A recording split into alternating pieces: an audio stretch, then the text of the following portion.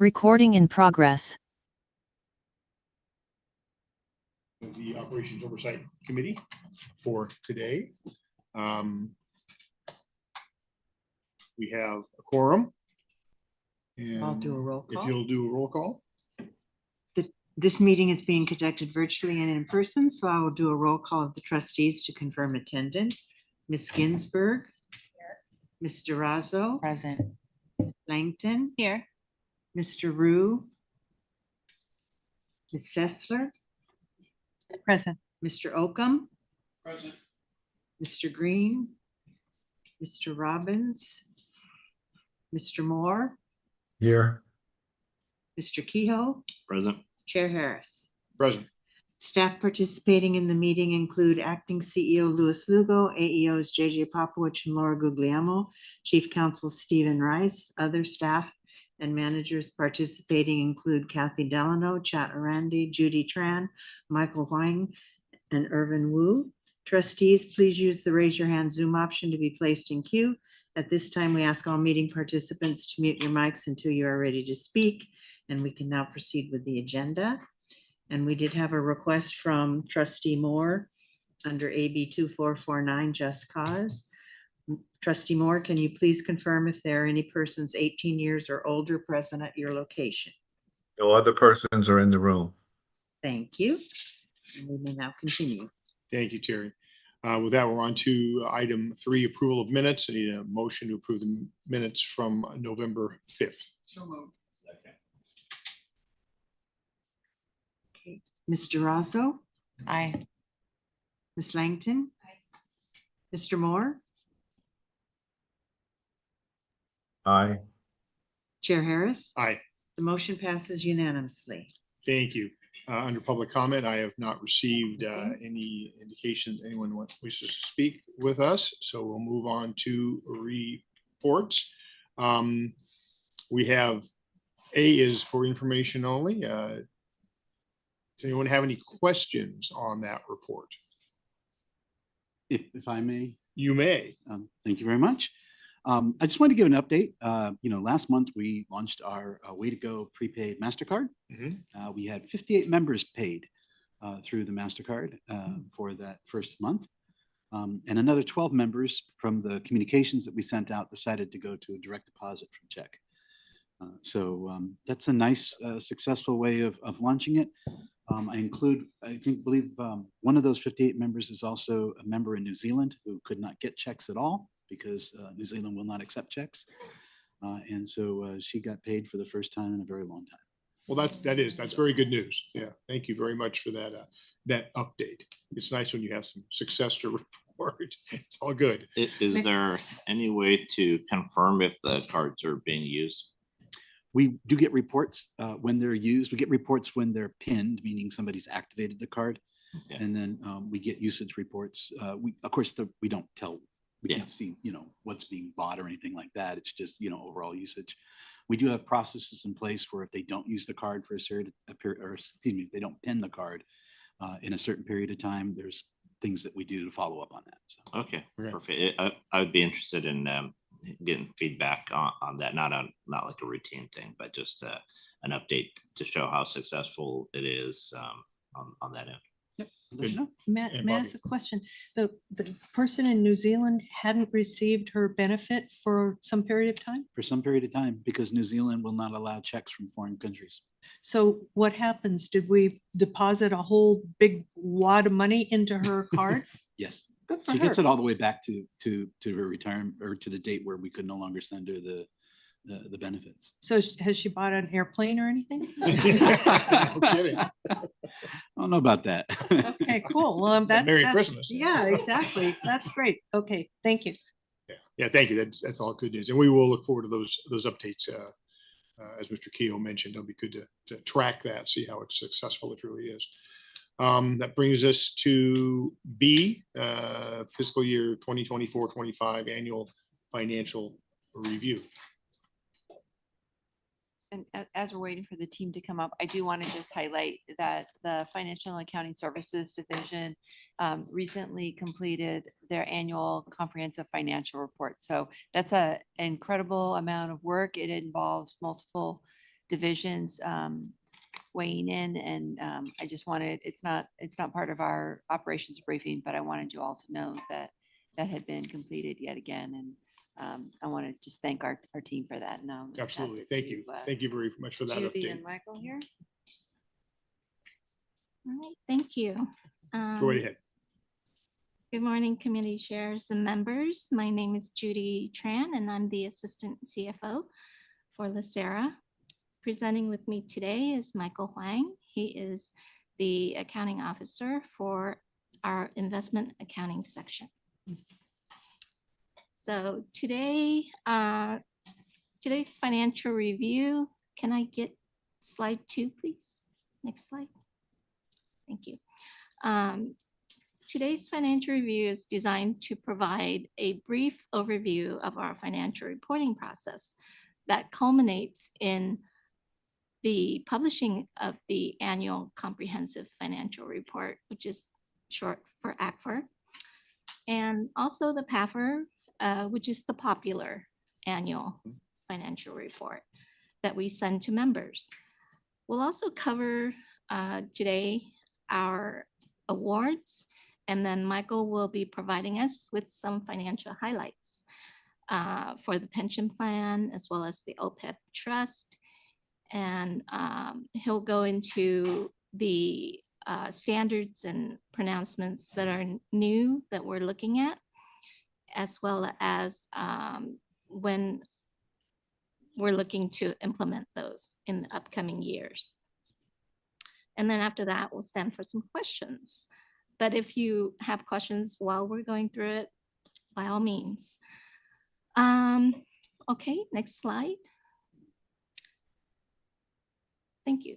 The financial statements cannot be done without teamwork and collaboration. So this slide shows you all the different things that make up our team and the work that we do in the production of the annual report. Our division also collaborates with communications, legal, internal audit, and other divisions like the investment office to prepare the ACFR.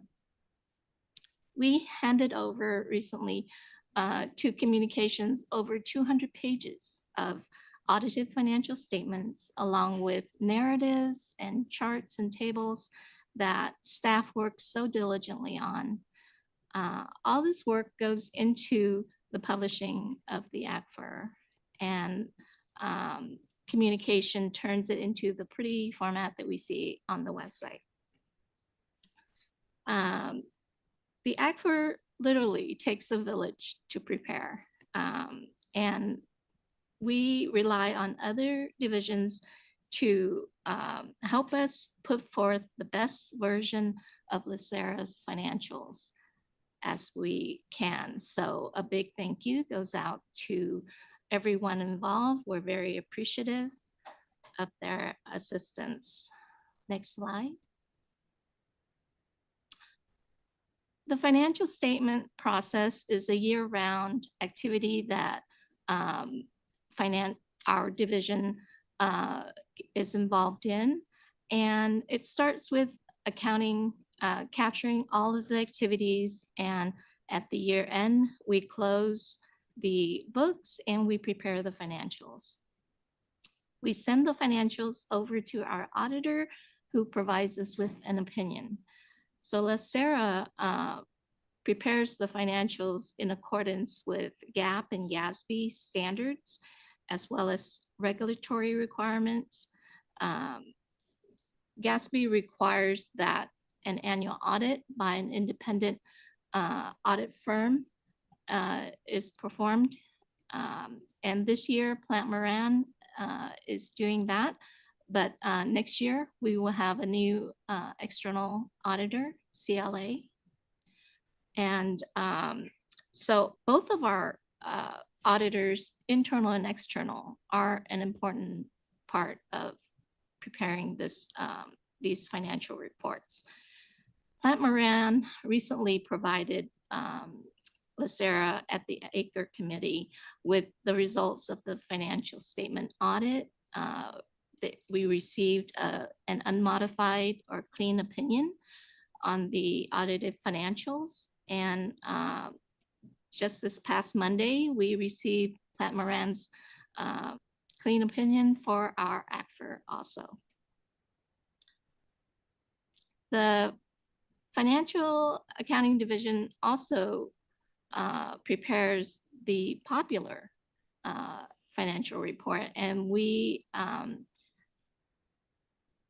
finalized the PAFR, and it is on its way to print and out to our members, hopefully by the end of this month.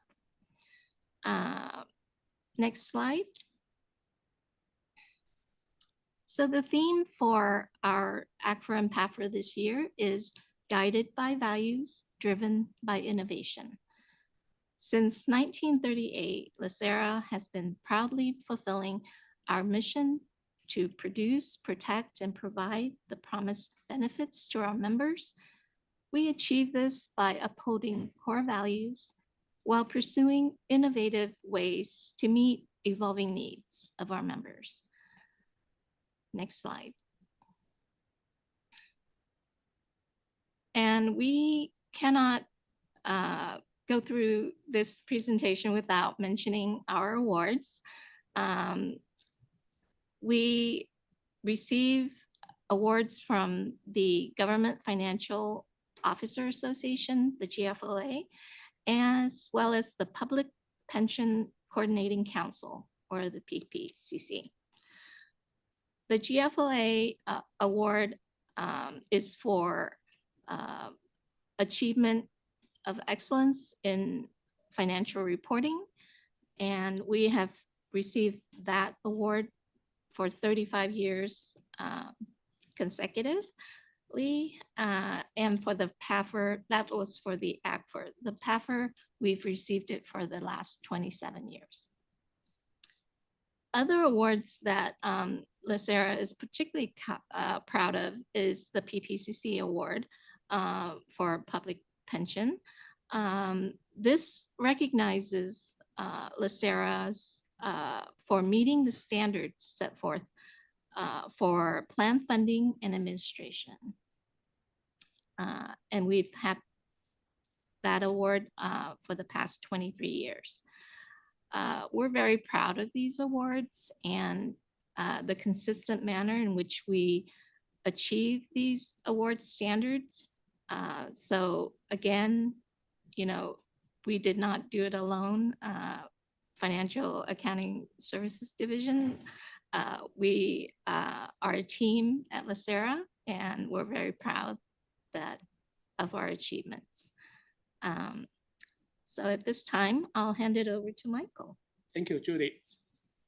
Good morning, Chair Harris and committee members. My name is Michael Huang. As Judy mentioned in her introductions, my presentation today will focus on the financial highlights for the pension plan and the OPEB trust. Can you go to the next slide? Here are the key numbers for the pension plan. I will talk about these numbers on the subsequent slides. Next slide, please. One more, yes. Starting with the net fiduciary net position as of fiscal year end June 30, 2025, the pension plan's net position was $86.2 billion, which representing a $7 billion increase from the prior year. The growth was driven by investment earnings. Over the last decade, the pension fund's net position rose from $48 billion in 2016 to $86 billion in 2025, representing an 80% increase. During this 10-year period, the pension plan only experienced one down year, which occurred in 2022. Next slide. On this slide, we have three charts: asset, liabilities, and total net position. Assets and liabilities are items from the statement of fiduciary net position, which is also commonly referred to as the balance sheet. The assets chart consists of investment at fair value, cash and cash equivalent, cash collateral from the borrowers of our security lending program. It also includes receivables such as sale of investments, accrued interest, and dividends. The liability chart consists of purchase of investment payable, tax withholding payable, accrued expenses, and obligations under the security lending program. Total net position is self-explanatory. Total assets minus total liability equal total net position. Next slide, please.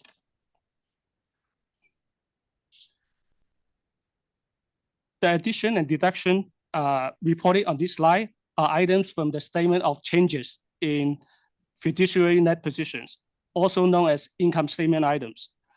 LACERA's income statement item is divided into two sections, additions and deductions. Plan sponsor and member contributions, along with investment earning, are the two primary sources of additions. The 3.6 billion contribution included 2.7 billion from the plan sponsor and 900 million from active members. On the deduction side, the primary use of LACERA's asset is benefit payments to retiree members and their beneficiaries. Benefit payments accounted 96% of the total 4.9 billion in deductions in 2025. The increase in deduction from the prior year was primarily due to a rise in the number of LACERA retirees and the corresponding increase in retirement benefit payments. In 2025, LACERA paid 1.1 billion more in retiree benefits than it received in contributions from employers and members. Next slide. This slide shows the pension plan's actual asset allocations. As of June 30, 2025, the growth category had the highest allocation percentage, which includes global equity, private equity, non-core real estate investments. For risk reduction mitigation category, the pension plan invests in government and investment grade bonds, hedge funds, and cash. The real asset and inflation hedges category hosts core real estate, infrastructure, natural resources, and tips investments. High yield and bank loan investment are categorized in the credit category. The overlay hedges category invests in synthetic securities. The last category on the slide, other asset category included a no receivable resulted from a private equity secondary sale transactions. Next slide. Please, one more. Okay. This slide presents the total fund returns net of fees over the last 5 years. The pension plan returned 9.7% during the 2025 fiscal year, exceeded the 7% actuarial assumed rate of return. The outperformance is primarily due to the strong performance in the equity markets. Please go to slide 17.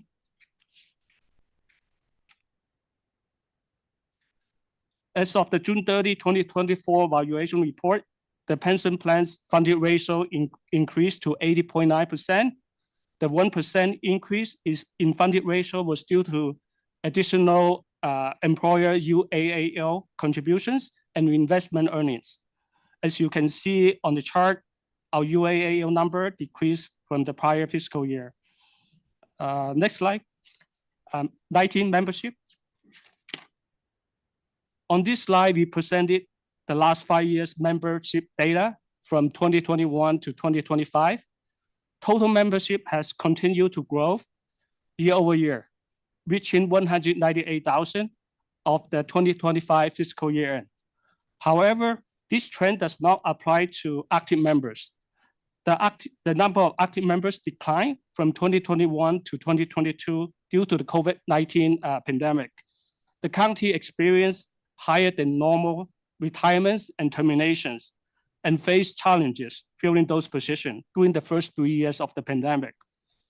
The active member count began to recover in 2024, with nearly 2,000 new active members added. In 2025, approximately 1,000 new active members joined the pension plan. Next slide, please. This slide shows the different plans under general and safety membership. Under the general membership, Plan A to E are called legacy plans. Plan G, the pepper plan, was created in 2013 when the new law took effect. Currently, Plan G is the largest active member plan, accounting over 50% active members. Within the safety membership, legacy plan B remains as the largest active member group, but pepper plan C is not far behind. Please go to 22 OPEB Trust update.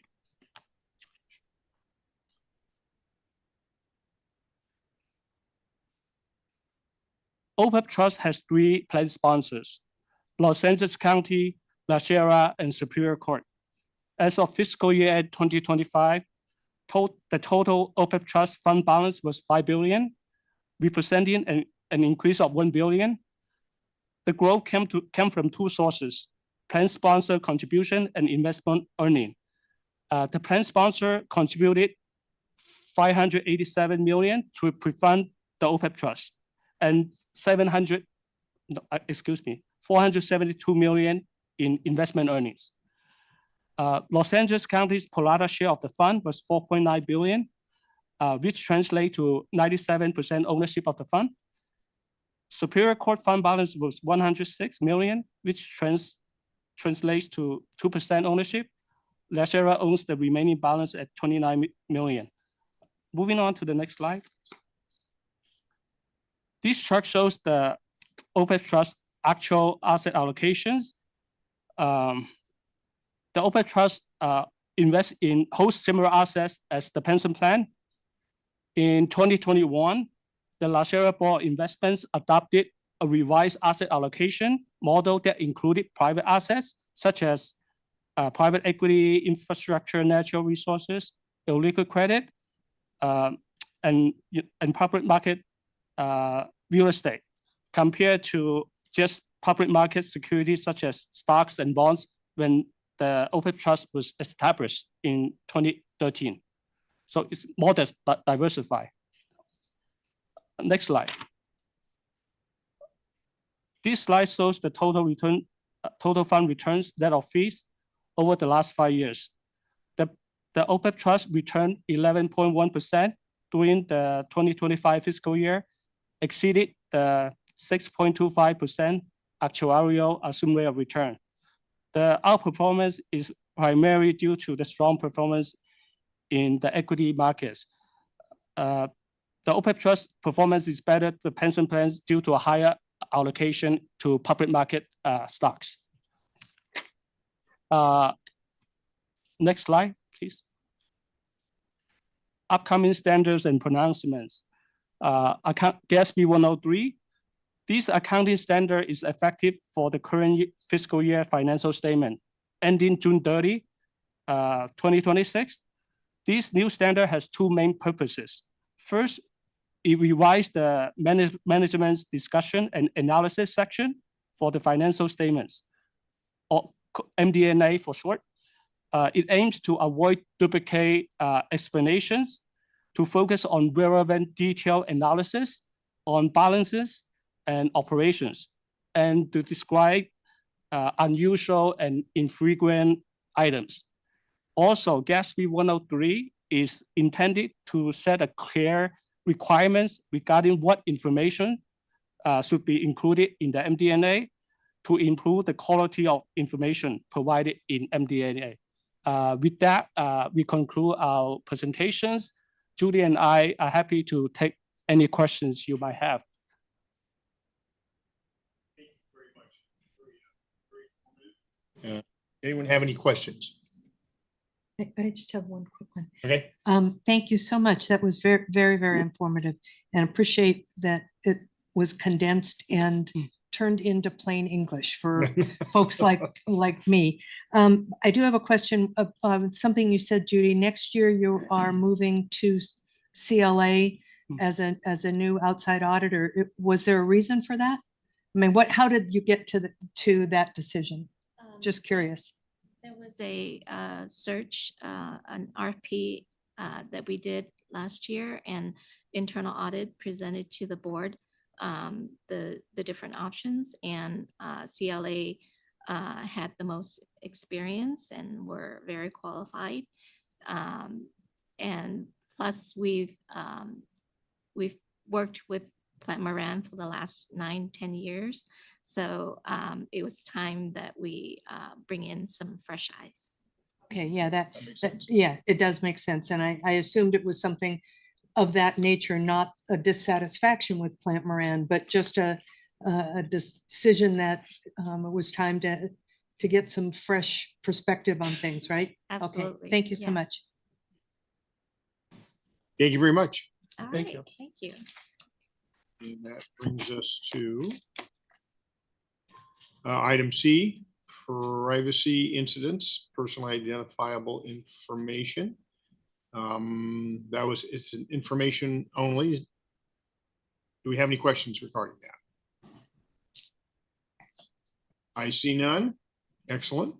That brings us down to 6 items for staff review. We have nothing, Do we have nothing? Items for future agendas.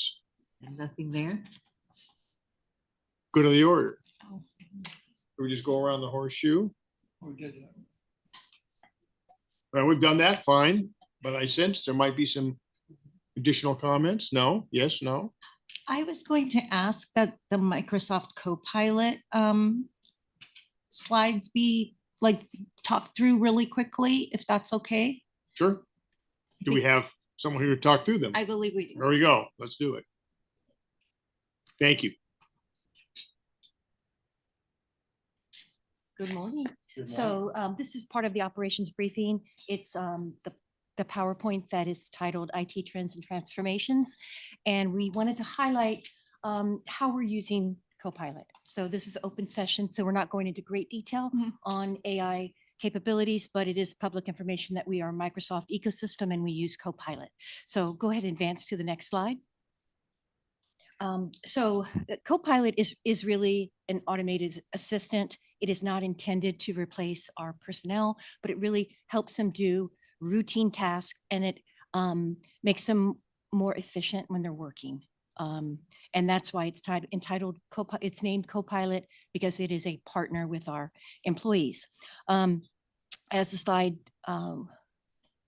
highlights, it really reduces the manual workload so that our staff can do higher level tasks. Go ahead and advance to the next slide, please. These are the most common use cases right now. Drafting a memo, emails, analyzing information in previous emails, in Microsoft Teams chats. You know, we get so many emails and so many chats during a day that often we spend time looking for, oh, where was that email that I received? All of that can be quickly handled with Copilot. We can also summarize meetings with Copilot. Helps us to come up with meeting notes much quicker. And Copilot also offers the ability to be embedded into our applications like Excel and Word, and we can use Copilot in those applications to do repetitive tasks for us. Next slide, please. These are a couple examples of use cases. So one is just a prompt for email. I'm not going to read it exactly, but the first time I used this particular prompt, I think I did like a 4-day period. Can you please tell me any emails that require my response? And I haven't responded. There were 4. I was shocked, shocked. And so that would have taken me a great deal of time. And obviously I didn't have the time because it had been 4 days. So that was very eye-opening. It also helped me redesign my folder system in Outlook, because I realized why I hadn't seen them. So really powerful. And also analysis prompt, another analysis prompting, it is on summarizing any Teams chats that we've received. Anything you might have missed, you could ask Microsoft Copilot to summarize the chat. So those are just two examples. The real power of Copilot is in the prompting. The more prompting you can give it, the more information, the more specific, the better the outcome. Next slide, please. One quick question. Oh, sure.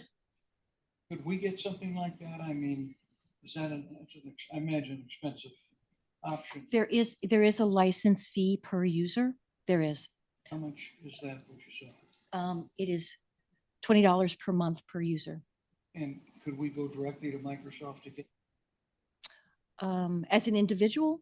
Yes. No, I'm not sure. I think you, I think you could. Yeah, it's really, but there are competitors,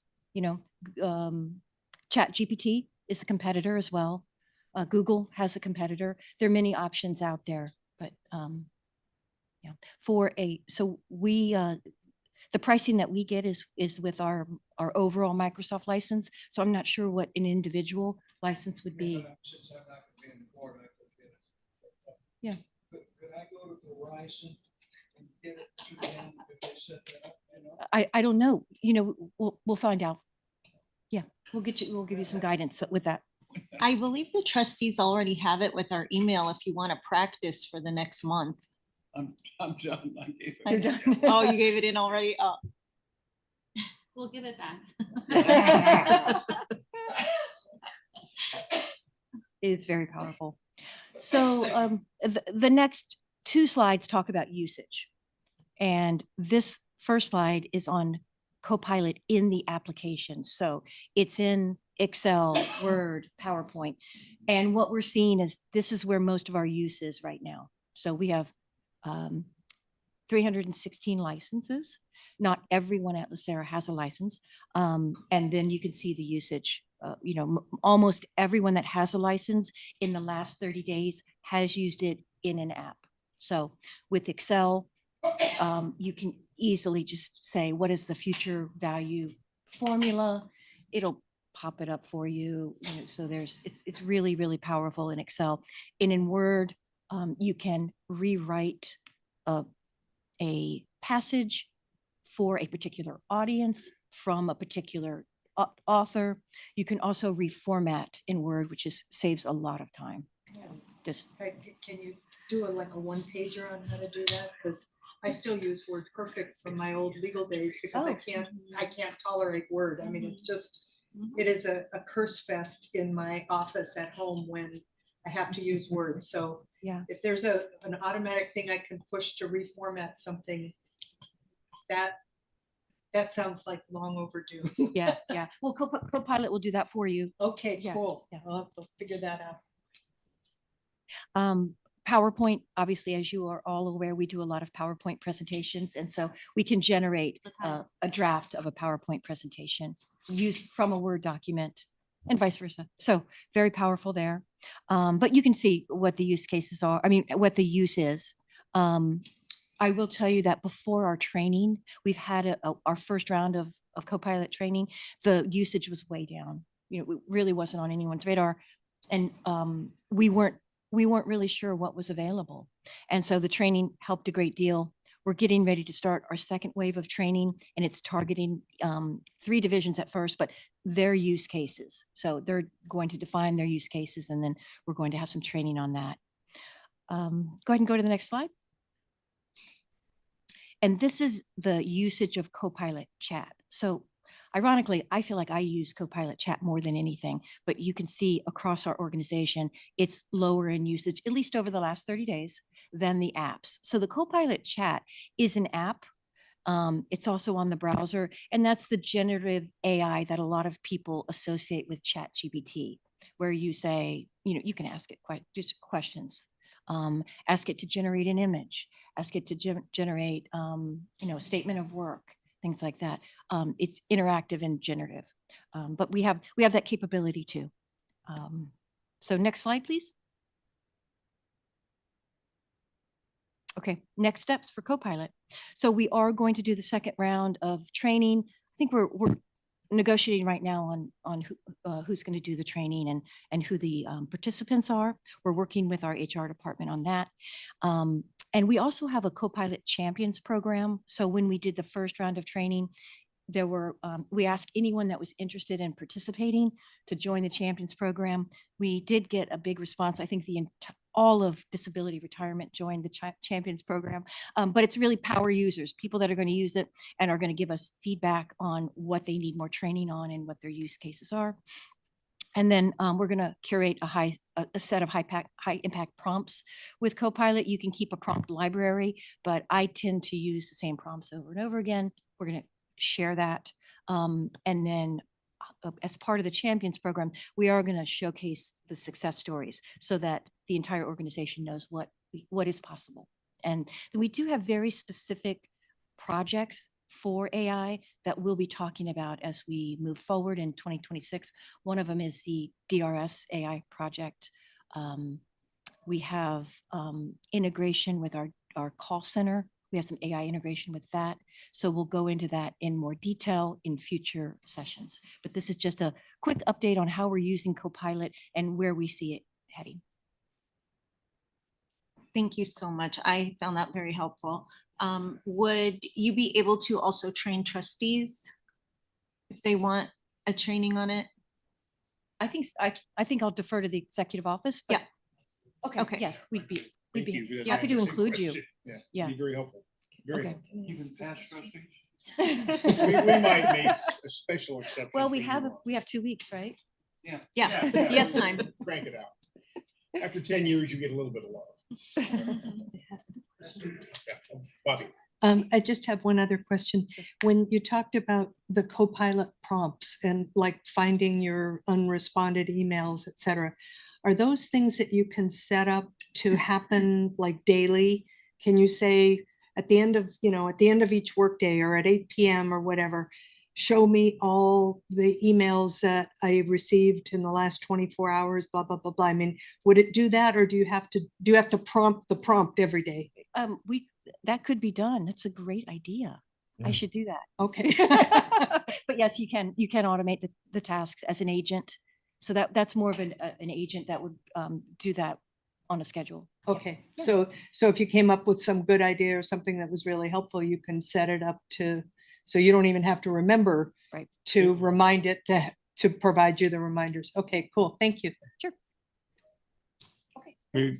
Maybe making progress here. You never know. We might get you to learn how to use Word No, someday I after. don't I know. don't know. It could I'm happen. going to rely on it to do the dirty work for me. I hear you. Thank you. Thank you so much. And if I'm not mistaken, I think that brings us to the end of our meeting. I'll entertain them. Thank you very much. I don't know if I can make that. You can. We'll let you adjourn. Thank you.